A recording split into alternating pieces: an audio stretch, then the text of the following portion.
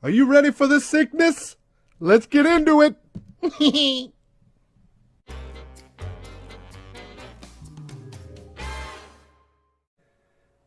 Hey guys, welcome back to Economics and Comics. So, we're here to review the movie The Kitchen, and it was a DC Vertigo comic. So, here's another comic that made it to the big screen. We're going to try to change things up a little bit here.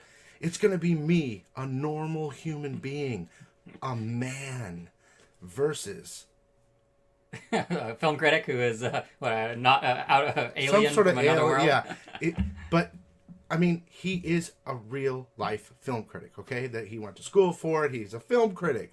If you would like to check out their written review, go to GoneWithTheTwins.com. They've got an assortment of every movie from the beginning of movies. You might even have do you have the Sunrise one and all that? Oh yeah. They've got it all. So they have from the beginning to end. So check that out. We're going to try to, I'm looking at it as you guys going and paying the movie at the film. And he's looking at it as, well, how do I dissect this and destroy it or tell you how good it is or whatever. I'm looking at it as a normal.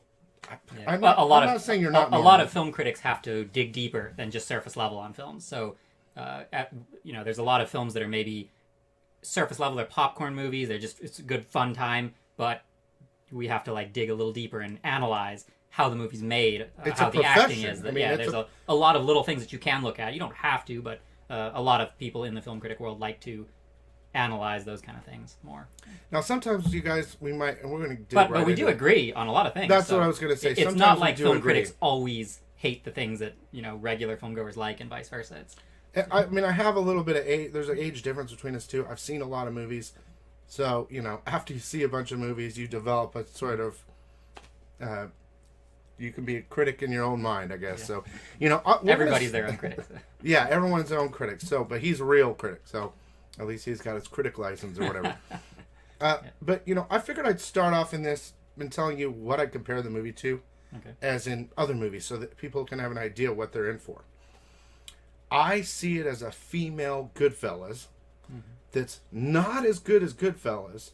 It's good, and it has a bad ending. Yeah. Where almost to point like a comic book, you would have to see the next one. Read the next one. Because I'm sure a lot of that is intentional. They don't want to end everything, tie up all loose ends, and have complete closure. That way they can have a sequel. Yeah. If it does well at the box office. It is a typical comic book thing, but this movie, when you go see it, you're not thinking comic book. Yeah, if somebody didn't tell you, or if you didn't know that the source material was a graphic novel or comic book, then you probably would never know. So. Yeah, because there are no caped superheroes of any kind here. What did you think about? Where would you base it? When I was watching it, I didn't think of other films at all. Really, it never crossed my mind that this is just a Goodfellas type of copying that mobster. Sort of. Yeah, it is a mobster movie, but for me, I got wrapped up into the characters, and I think that was good. Yes, the actors are all fantastic. Very good. It's strange that Melissa McCarthy, this is another serious role for her, and these movies are better than her comedy roles. I have to say, well, okay, let me. I have to say this is her best movie. Yeah. But definitely one of them. Her previous movie was called Can You Ever Forgive Me? And that was also a serious movie. And it was also very well done. And it's her, acting. One thing about comedians is, though, well, not every comedian, but a lot of them are very good actors. Yeah. Mm-hmm. Because they're actors on the stage. They're used to. But all three female protagonists in the film, Elizabeth Moss and Tiffany Haddish, all of them do such a great job. They really, you buy into those characters pretty fast. I did have a little issue early on, and I think it's just the time. There's time constraints with films like this. I felt like their characters, they started as sort of meek, timid to begin with, and they immediately had to. Now the situation calls for them to get serious and get tough fast, but it got there so fast. I think there was a lot of movie. So it seems like they had to move, but at the same time. This won't be a full-on spoiler, and I think you pretty much know what the movie's about. If you don't, here we go.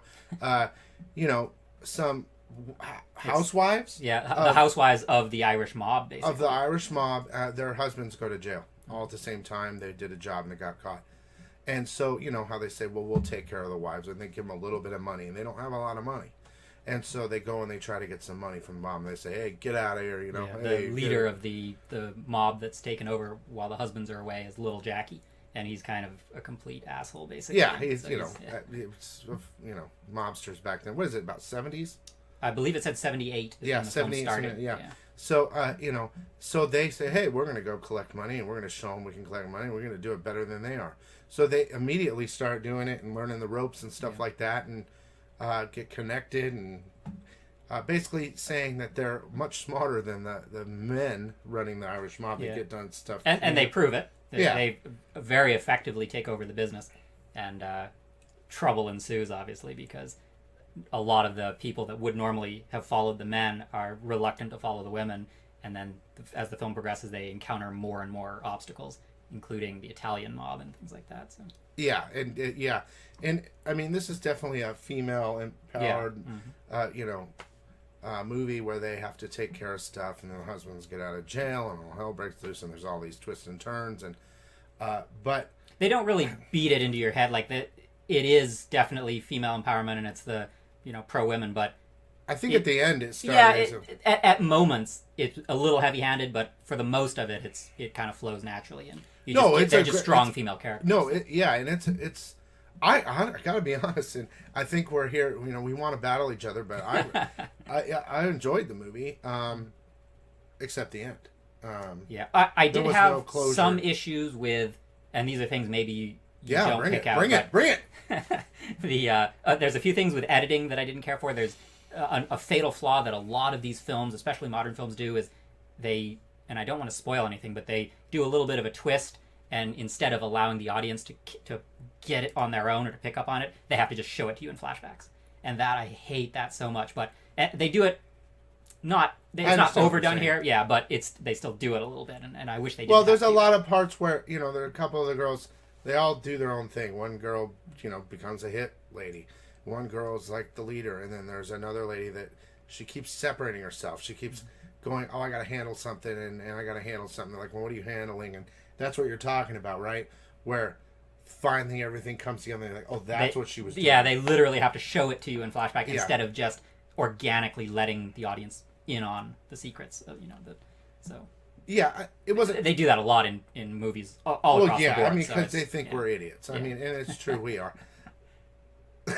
No, I am. I'm a one man. He knows everything. He's the film critic. So,